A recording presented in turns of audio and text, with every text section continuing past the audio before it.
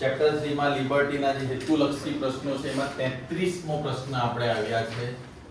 હવે આ ટેકનિકલી જોવા જઈએ તો સ્ટાન્ડર્ડ વાળા માટે વધારે છે બેઝિક વાળા કરતા. પણ પહેલા આ એકની વાત કરીએ. એમાં બે ઓપ્શન આપ્યા છે એ પણ લખી દો. ચાલો 5b 25a - 1. પણ સ્ટાન્ડર્ડ વાળાને છે એટલે બેઝિક વાળા નહીં કરો ને એવું ના હોય, આપણને આવડે એટલું ધ્યાન રાખવાનું. ચલો 3a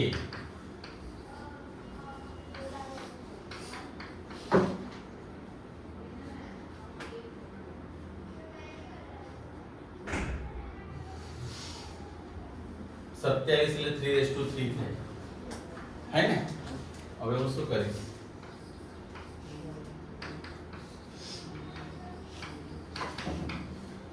આપણે શીખ્યા હતા કે બેઝ એટલે કે આધાર સરખો હોય તો ઘાત સરખા. આ બંને વચ્ચે કઈ નિશાની છે?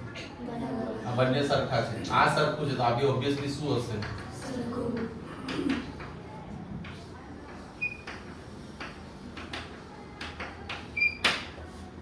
શું બની ગયું? નંબર.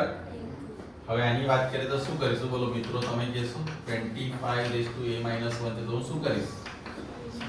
5 સ્ક્વેર 5b 2a ને અહીંયા લઈ જઈએ -2a + b = -2. This is number. તમને અંદર શાનો આન્સર પૂછ્યો છે? a + b પૂછ્યું છે. શ્યોર? હે તો પછી આપણે શું કરવું જોઈએ? a અને b આખા ફાઇન્ડ કરવા પડશે. આની ને આની મદદથી શું ફાઇન્ડ કરો? a અને b ફાઇન્ડ કરો અને પછી b નો શું કરી દેવાનો? સરવાળો. ચાલો કરી નાખીએ. આ 3b છે ત્યાંમાં મૂકી દઈએ. આપણું સમીકરણ -2a. ઇક્વેશન શું છે? આ છે -2 એમાં -2a બરાબર 3b પ્લસ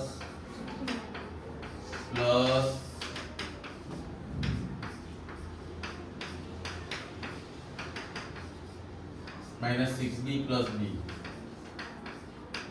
બરાબર છે.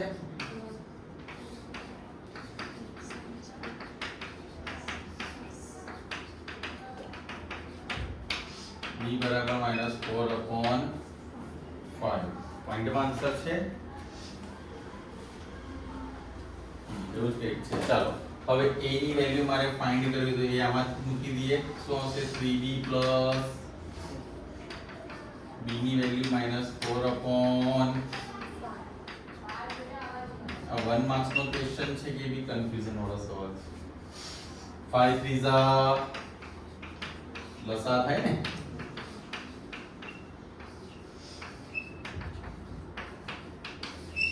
હવે મારે શું ફાઇન્ડ કરવાનું છે? 3/5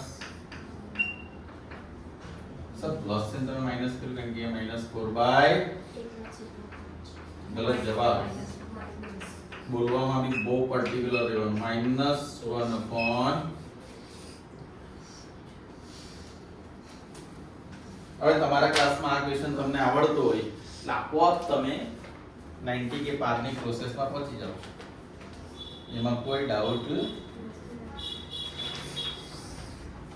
ક્લિયર? નેક્સ્ટ કયો નંબર આવ્યો? 34. કોઈ સંખ્યાનો એકમનું સ્થાન એટલે કે યુનિટ પ્લેસ y છે, દશકનું સ્થાન x છે, તો એ સંખ્યા કઈ બોલો? કોઈ મને કહે છે? આ તો આપણે બહુ સારી રીતે એકમનું સ્થાન y એટલે અહીંયા ખાલી y આવશે ને tens પ્લેસમાં x છે એટલે 10x આવશે એટલે 10x પ્લસ માય ગોડ 35મું 30 અમર અકબર એન્થની પિક્ચર છે. સરેરાશ ઉંમર x વર્ષ, y વર્ષ પછી તેમની ઉંમરનો સરવાળો ખાલી જગ્યા થાય. બોલો અમર અકબર એન્થની સરેરાશ ઉંમર કેટલી છે? કોણ કહેશે? આમાં શું કરવું જોઈએ? ઉંમર વાળો ઇક્વેશન તમારે મને સોલ્વ કરીને આપવો જ જોઈએ. શું કરવું જોઈએ બોલો? હે આપણે પેલો વીક વાળો સોલ્વ કરી દઈએ. વિચાર કરો અમર અકબર એન્થનીને શું રજા આપી દઈએ?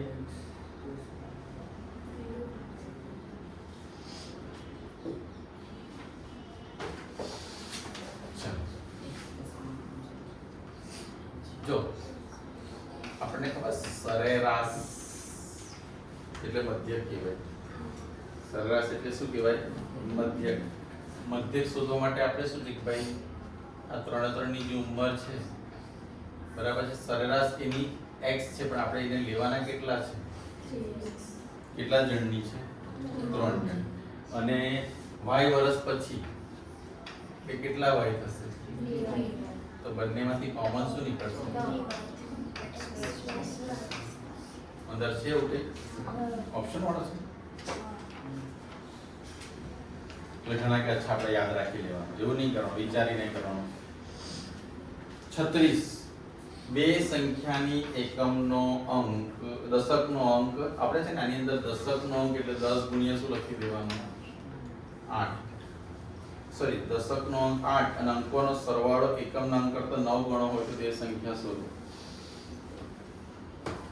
હવે એની અંદર લોજિક છે ને, આ લાંબુ નહીં વિચારીએ, આપણી પાસે જે સંખ્યા આપી છે ને એના પરથી તમે લોજિક બે ત્રણ વસ્તુ લે. એમસીક્યુ માં શું વિચારવાનું? તમારી પાસે આ સંખ્યા છે, એક સંખ્યાનો દશકનો અંક 8 છે. ચલો દશકનો અંક 8 શાનામાં છે? એટલે આ નીકળી ગયું લોજિક ચાલ્યું. દશકનો અંક 8 છે એટલે એકમ વાળો 8 સહી થઈ ગયું. એટલે કે ટેન્સ પ્લેસ શું છે?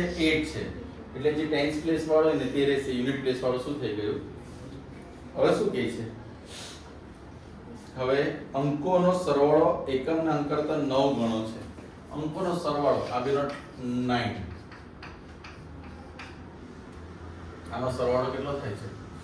તો શું કહે છે?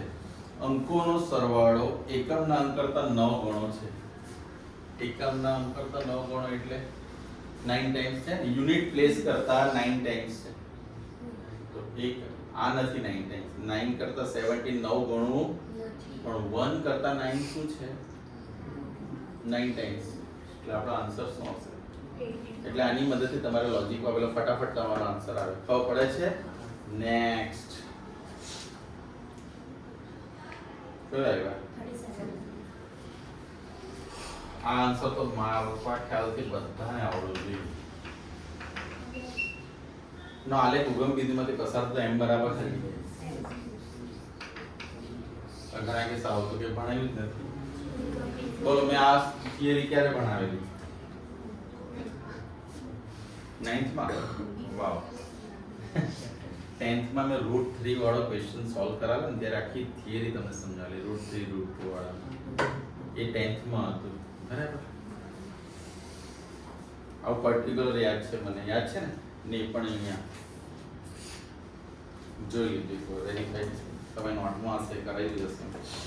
બે અંકોનો સંખ્યાના અંકોનો ગુણાકાર તે સંખ્યાના અંકોના સરવાળા કરતા બમણો હોય. આ સંખ્યા આનો આન્સર તમારે આ રીતે લોજિક થી શોધવાનો છે. 38 જાતે ટ્રાય કરવાનું છે. 39 40 41 પણ 41 માં હું કરાવી દઉં છું. 41 a/3 16/b = 4. આવા ક્વેશ્ચનમાં શું કરવાનું? a/3 = 4, 16/b = 4. આના બરાબર 4 લીધું, આના બરાબર 4 લીધું. તો a = અને b અહીંયા જશે. સમજ પડે? b ને અહીંયા લીધો, 4 ને અહીંયા લાવો. તો b = 16/4. તો b બરાબર શું આવ્યું? તમને પૂછ્યું શું છે અંદર? a + b.